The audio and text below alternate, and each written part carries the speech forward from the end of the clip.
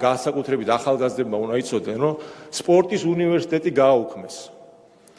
ამ სპორტის უნივერსიტეტის ის, რაც სპორტული, ასე ვთქვათ, ინფრასტრუქტურა გაანადგურეს, ამასთან ერთად სპორტის უნივერსიტეტი გაანადგურეს და გააუქმეს და 7 წლიანი პაუზა იყო და დეფიციტი შეიქმნა სკოლებში სპორტის მასწავლებლების. ამან რა გამოიწვია, რა კვლევაზე მაქვს საუბარი, ჯანდაცვის ორგანიზაციებთან ერთად ჩვენ ჩავატარეთ კვლევა და საქართველოს არაგადამდები დაავადებების სიკვდილიანობის სტატისტიკით ერთ-ერთი მოწინავე იყო ევროპის ქვეყნებში. ეს დაახლოებით 7-8 წლის წინ გავაკეთეთ ეს კვლევები. აი ეს ჭარბწონიანობა, ეს შედეგი, რომელიც ამ მავნე ხელისუფლებამ ჩაიდინა, სწორედ ეს შედეგი იყო, რაც მოიტანა მათმა პოლიტიკამ.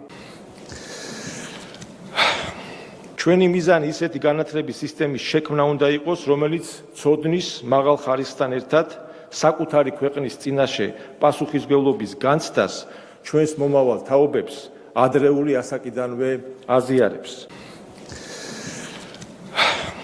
საქართველოს პრეზიდენტს, როგორც მრავალშვილიან მამას, მინდა ვთხოვო განსაკუთრებულად პირადად ჩაერთოს ამ პროცესებში, რომ განსაკუთრებული მხარდაჭერა შეუქმნათ ჩვენ ახალგაზრდა ოჯახებს, რომ ახალგაზრდება შექმნან ოჯახები, იფიქრონ ოჯახების შექმნაზე, შვილების გაჩენაზე.